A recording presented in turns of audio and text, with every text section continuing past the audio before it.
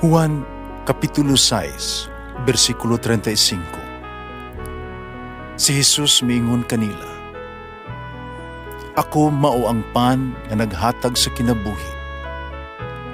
Ang muari kanako dili nagayod gutomon, ug ang mutuo kanako dili nagayod uhawon."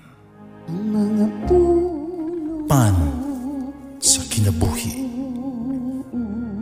maglikon unta sa mong pagtuo ug gagakabi sa pagtuman sa imong mahal nga kasuguan. Ang Ginoo man kaninyo. Santos nga Ebanghelyo sumala ni San Juan. Unong kaadlaw sa wala pa ang pangilin sa pagsaylo, meadto si Jesus sa Betania, diin gibanhaw niya si Lazaro nga namatay. Nangandam sila sa panihapon alang niya.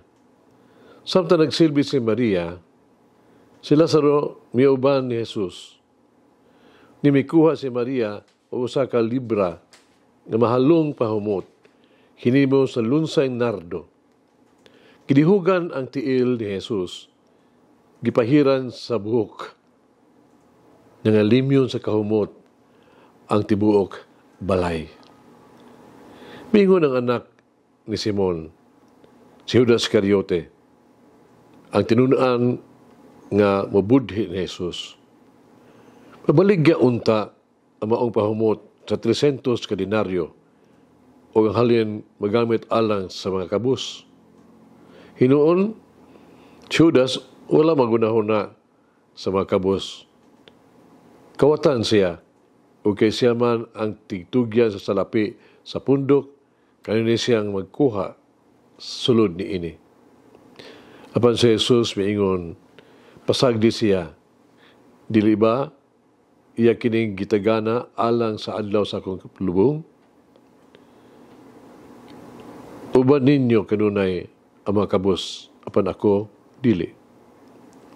Daghang Hudiyo nga nahibalo nga didto sa Jesus busa nangadto sila. Di lang tungod ni Jesus kundi aron makita ni Lazaro nga gibanhaw sa mga minatay. Nagsabot-sabot ang mga pangulong pari sa pagpatay sa ni Lazaro. Tungod niya daghang Hudiyo na miya ug mituo ni Jesus. Ang Ebanghelyo sa Ginoo. Pasalamati ang Ginoo kay siya maayo, ang iyang gugma mulungtad hangtod sa kahangturan. Pasalamati ang Diyos sa tanang mga Diyos, ang iyang gugma malungtaron. Pasalamati ang Ginoo sa mga Ginoo, ang iyang gugma balungtaron.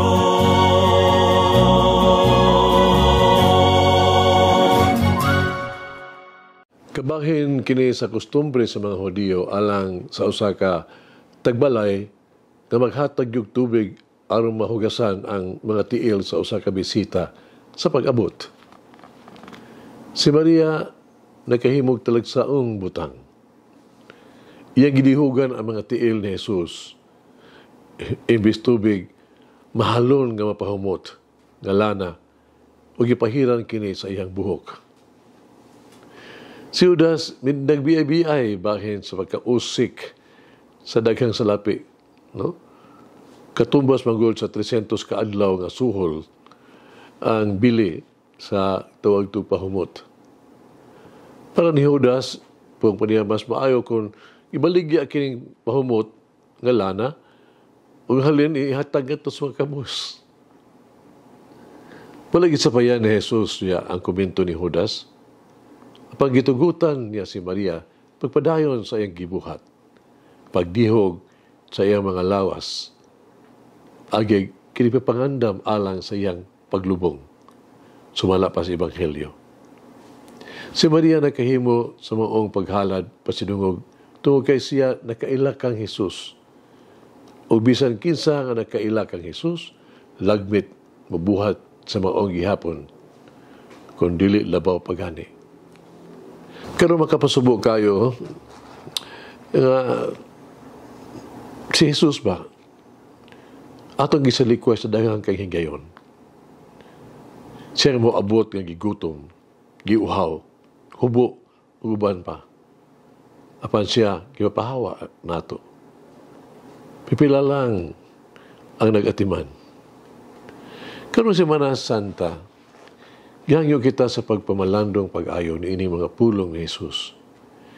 Kay bisan unsa ang inyong buhaton sa labing gamay sa akong mga igsuon.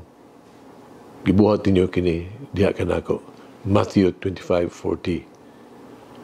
Aron inig-abot ni Jesus diha kanato nga incognito di mailhan. Mailhan nato siya og mga padayag sa tuang pagmahal kaniya. Magampo kita. Nagugmaong Diyos dining panahon sa Kwaresma. Tabangi kami nga ipunting ang mga mata sa imuhang anak, si Jesus, ug bukas ang ang kasing-kasing sa pagsunod sa iyang panig-ingnan, ehemplo. Tabangi kami nga mutuo nga mas lig-on pinaagi sa pagkat-on sa pag-ingon dili sa mga sala ug sa among mga kakapakyasan. Tabangi kami sa paggahin o daghang panahon sa pag-ampo, pag-iksulti, pagkaminaw kanimo. Tabangi kami na makita ang mga panginahanglan sa uban, ipaambit kung unsa ang anaa kanamo ng mga kabus, gikutom o walay pulianan. Ipangayo na mo kini pinaagi ni Kristo among Ginoo. Amen. Mama Mary, teach me to always give my whole self in the love and service of God and others. Malangin ang Diyos mga gaon sa tanan, Amahan, Anak, Espiritu Santo. Amen. May the Lord of the divine mercy bless us all, heal us from all diseases and suffering. Ayun unta niya kita, tanang mga sakit na sa lawas o sa kalag, body and soul. In the name of the Father, the Son, and of the Holy Spirit.